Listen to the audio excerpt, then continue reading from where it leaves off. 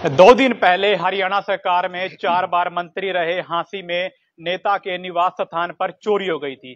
फिलहाल उनके परिवारजन उस समय यहाँ पर मौजूद नहीं थे, पता नहीं चल पाया था क्या कुछ सामान अंदर मौजूद था और क्या कुछ चोरी हुआ है। अब उनके पोते पहुंच चुके हैं यहाँ पर, उनसे बातचीत कर लेते हैं कि जब उन्होंने यहाँ पर पहुंचे हैं, खंगाला है सामान, तो क्या कुछ चोरी हुआ है। और नेताजी ने बहुत कुछ बातें कही हैं, वो आपको सुनवा, थोड़ा सा आगे जाइए। सर, पहले तक बहुत बहुत स्वागत है फास्ट हरियाणा में। बहुत बहुत धन्यवाद। सर, चोरी हुई थी उस दिन, क्या कुछ सामान चोरी हुआ था? आपने आकर आज सर्वे भी किया और देखा भी है यहाँ पर। पहली बात तो जिस हिसाब से यहाँ तोड़ फोड़ की गई है उस हिसाब से लगता नहीं है कि चोरों का मोटिव यहाँ पे चोरी करना था। यहाँ पे उनका मोटिव साफ नजर आता है कि यहाँ पे हमें, मेरे को और मेरी माता जी को जान का खतरा और जान से मारने की कोशिश, उनका मोटिव ये था। दिन दिहाड़े यहाँ सामने सड़क बन रही है, चलता रोड है और सारी इतनी भीड़ लगी रहती है। दिन दिहाड़े यहाँ पे ताला तोड़ के तोड़ फोड़ की जाती है। ये साफ दर्शाता है कि हरियाणा प्रदेश की लॉ एंड ऑर्डर की स्थिति का क्या हाल है। आए दिन यहाँ पे मर्डर, लूटपाट हो रही है। आए दिन यहाँ पे लोगों को घर से उठाया जा रहा है। ये सिर्फ चोरी का मकसद नहीं था, ये साफ और साफ हमें हानि पहुंचाना था, ये इनका मकसद था। आप यहाँ पर पहुंचे, आपने अंदर जाकर देखा, क्या कुछ आपको दिखा?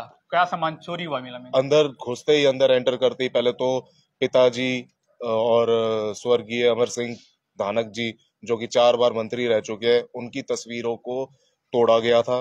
अंदर जाते हैं तो संदूकों को, अलमारियों को, लॉकर को तोड़ा हुआ था, उसमें से सामान निकाला हुआ था।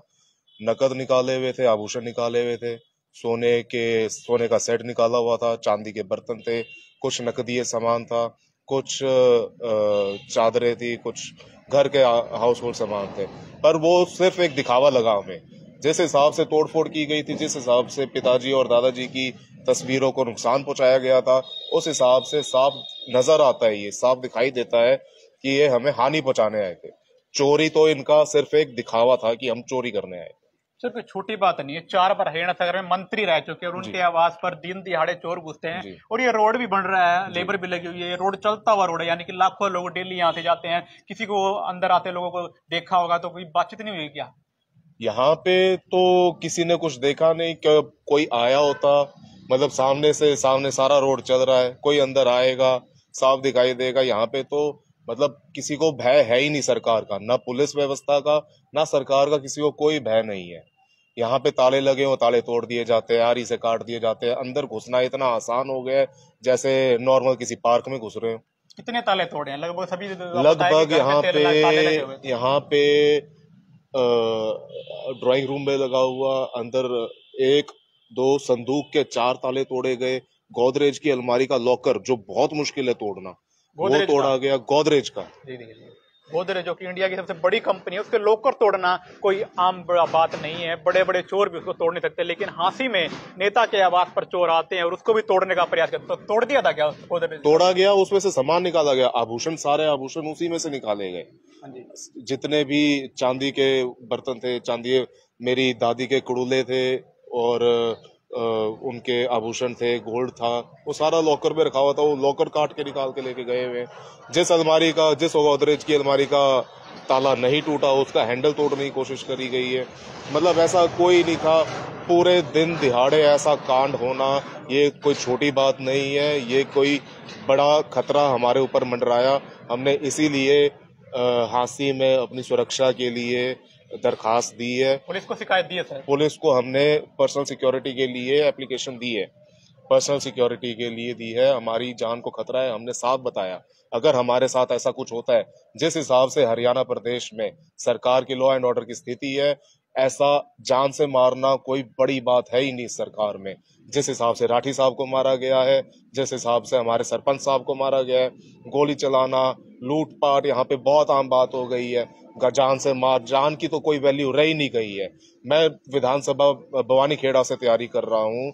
ये बात सारा हरियाणा, सारा हल्का, हिसार विधानसभा, सब हिसार लोकसभा सब जानते हैं कि मैं यहाँ से विधानसभा की तैयारी कर रहा हूँ बवानीखेड़ा से। और इस बीच में ये होना साफ दर्शाता है कि ये डराने, धमकाने और जान से मारने की धमकी है।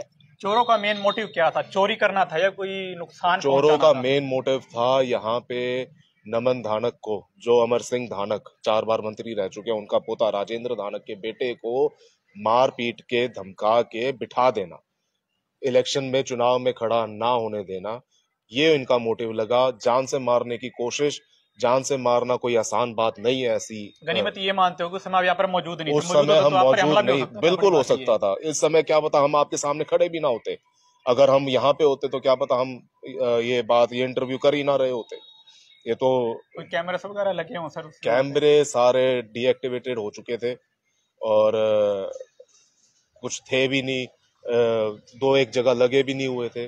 वो तो कोई इशू है नहीं। जब दिन दिहाड़े सारे दुनिया के सामने कांड हो सकता है तो कैमरे को तो इस कॉलोनी में आसपास बहुत कैमरे हैं, पुलिस ने आते जाते कोई खंगालता हो भाई यहाँ पर चोर निकले हो, यहाँ से दूसरी गली में दूसरे घर में किसी से कुछ नहीं पूछा, किसी घर से किसी से कोई फिलहाल कोई तहकीकात नहीं हुई है।